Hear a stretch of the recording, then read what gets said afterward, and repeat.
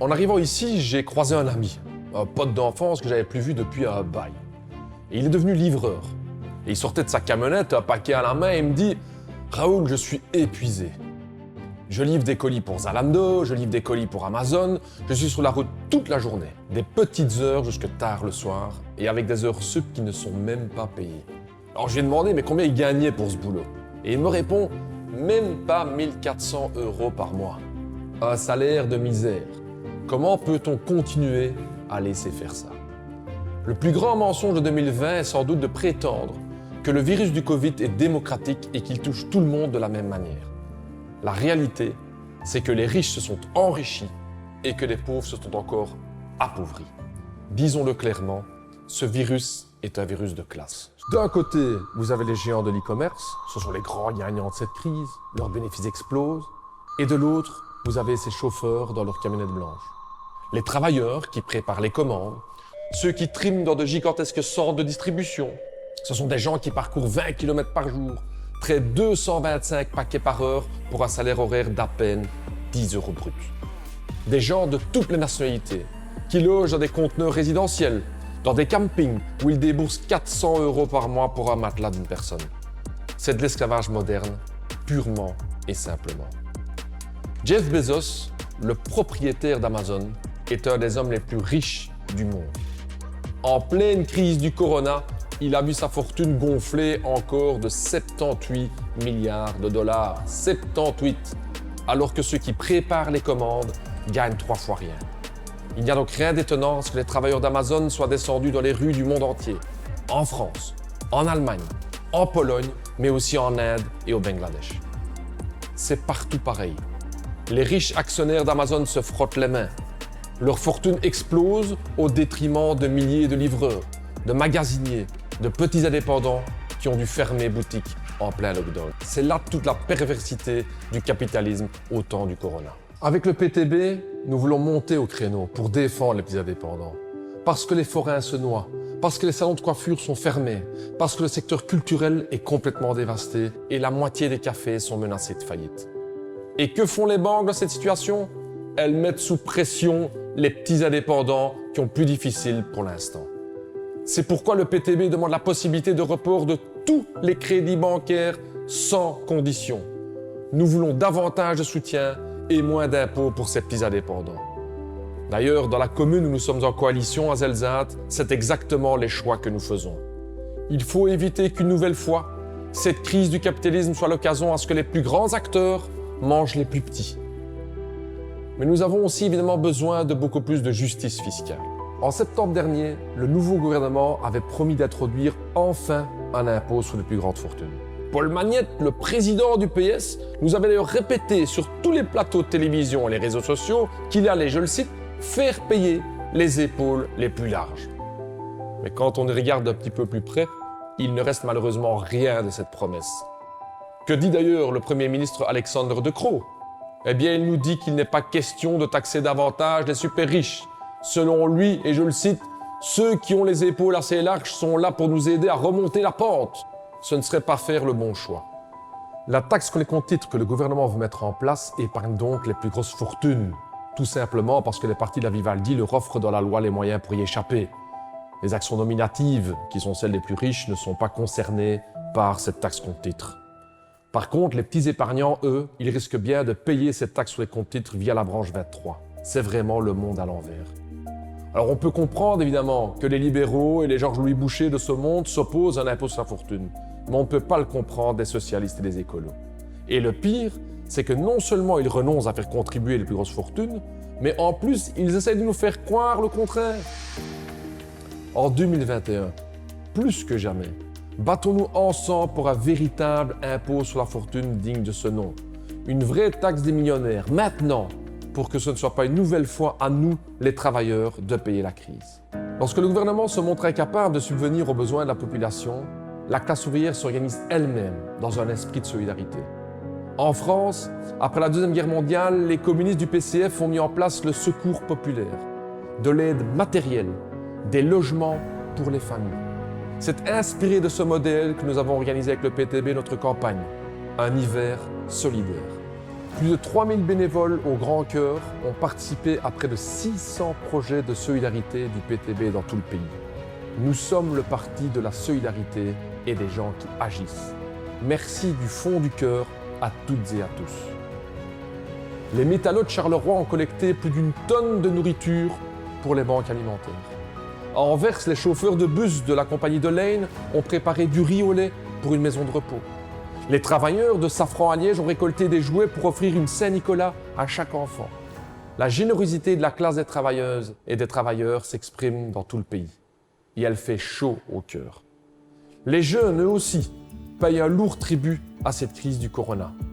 Nos mouvements de jeunes, Red Fox et Comac, ont mobilisé 600 volontaires pour aider les élèves en difficulté scolaire. Ils ont récolté près d'1 millier d'ordinateurs portables pour les élèves qui en avaient besoin. Comment, en effet, suivre des cours à distance sans ordinateur à disposition? Il faut aussi pouvoir compter sur une connexion Internet fiable. Il n'y a rien de pire qu'un mauvais Wi-Fi. On a donc besoin de Wi-Fi pour les cours, mais aussi pour être en contact avec ses amis, faire une partie d'Among Us ou regarder un concert sur YouTube. Eh bien, vous savez ce qui serait une bonne mesure? Je vais vous le dire. En ces temps de corona, il faudrait un Internet haut débit gratuit pour toutes et tous. Du Wi-Fi accessible à tout le monde, c'est tout à fait faisable et payable, et cela aiderait énormément de jeunes. Que 2021 soit l'année des jeunes, du personnel soignant, des travailleurs et des petits indépendants. Si on a vu une chose avec la crise du corona, c'est bien que ce sont les travailleurs qui ont fait tourner la société. Qui nous a permis de garder la tête hors de l'eau lors de la première vague? Les actionnaires? Les traders? Les gestionnaires de fortune? Non, ce sont les infirmières, les soignants, les éboueurs, les aides ménagères, les dockers, les livreurs de colis, les vendeurs, les chauffeurs de poids lourds, les ouvriers agricoles, les enseignants, les pompiers et bien d'autres métiers encore. C'est grâce à la classe des travailleurs que nous avons pu traverser cette pandémie et pas grâce à la classe des beaux parleurs. Dans le secteur des soins de santé, 1 personne sur 5 a des racines dans l'immigration. C'est la même chose dans le secteur du nettoyage, dans l'alimentation. La classe des travailleurs est particulièrement diverse. Alors face à un virus qui frappe le monde entier, quand j'entends ceux qui veulent diviser les gens, ça n'a vraiment aucun sens. Nous laisser diviser fait de nous des proies faciles. C'est ensemble que nous sommes plus forts. En 2021, nous ne laisserons pas le moindre espace au racisme et au fascisme. Ni ici, ni aux États-Unis. Si nous voulons vaincre le Trumpisme, nous ne devons pas compter sur des gens de l'élite comme Joe Biden. Nous devons avoir le courage de nommer concrètement les problèmes auxquels nous sommes confrontés. Le racisme, l'inégalité et le capitalisme.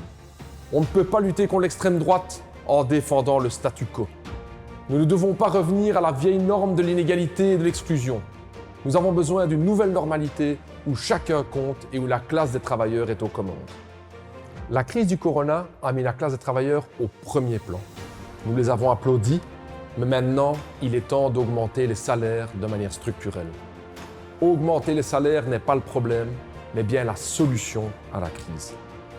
Sortir de la crise dépendra du pouvoir d'achat de la majorité des gens. Les travailleuses et les travailleurs y auront droit. En 5 ans, 40 milliards d'euros sont passés de la poche des travailleurs à celle des actionnaires. Et pourtant, ce sont les travailleurs et non les actionnaires qui produisent la richesse. Il est temps d'augmenter sérieusement les salaires, de 5 à 6%, comme le réclament également les syndicats aux Pays-Bas et en Allemagne. Il faut augmenter le salaire minimum. Il n'est pas normal qu'une aide ménagère en Belgique ne gagne que 11,5 € de l'heure. Nous avons déposé au Parlement une proposition de loi visant à faire passer le salaire minimum à 14 € de l'heure. Car oui, tout le monde a droit à un salaire décent. Lors de cette pandémie, beaucoup de gens ont donné le meilleur d'eux-mêmes. Nos hôpitaux peuvent compter sur des médecins bien formés et un personnel infirmier époustouflant. Par contre, nos soins de santé préventifs sont nettement moins solides, déclare la célèbre virologue Erika Vlieg. Ce n'est pas une coïncidence si des pays comme Cuba, le Vietnam et la Thaïlande s'en sortent mieux dans cette crise, ajoute-t-elle. Tous ces pays disposent en effet d'un système de soins préventifs très développé, proche de la population. Pour son livre « Ils nous ont oubliés », notre président, Peter Mertens, a pu discuter avec Madame Shelaya, la très populaire ministre communiste de la Santé de l'État indien du Kerala. Le Kerala compte environ 35 millions d'habitants, mais extrêmement peu de victimes du Covid. Son secret, ses centres de santé communautaires. Chaque quartier en a un, ouvert à tout le monde. Ces centres emploient au total 26 000 agents de prévention, principalement des femmes. Et elles connaissent tout le voisinage. Et dès qu'un cas de corona se déclare, elles interviennent pour empêcher que l'épidémie se répande. Le contraste avec notre pays laisse pantois. Nous sommes dans notre pays incapables de contrôler l'épidémie de corona.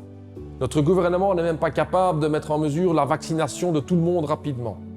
Nous devons revoir notre système de soins de santé de fond en comble. C'est la leçon à tirer de cette pandémie.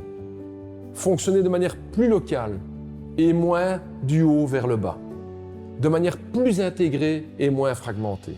Avec plus de tests et de recherche de contacts. Et moins de confinement. Une meilleure politique de santé préventive peut sauver des vies. Prenez Cuba par exemple, pionnière dans ce domaine. En plein lockdown, les brigades médicales cubaines sont venues mettre sur pied un hôpital de campagne en Italie. Un petit pays du Sud vole à la rescousse d'un riche pays du Nord. Nous ne sommes pas des héros, disent les Cubains. Nous partageons ce que nous avons. Eh bien, si vous voulez mon avis, les médecins cubains méritent de recevoir le prix Nobel de la paix. Certains pays exportent des armes et des bombes, Cuba exporte de la solidarité. Chers amis, chers camarades, 2020 a été une année à deux visages. Une année de corona, de confinement social, de solitude et de beaucoup de frustration. Mais 2020 a aussi été une année de solidarité, avec des étoiles que l'on découvre que lorsqu'il fait noir. Cette année, mettons loin derrière nous le virus. Que 2021 soit une année d'espoir, d'émerveillement et de vie. Une année d'amitié, d'empathie et de résistance. Parce que, nous le savons, rien ne changera tout seul. Je lève mon verre à votre santé, car vous n'êtes pas tout seul. Ensemble, nous sommes forts. Vive le socialisme!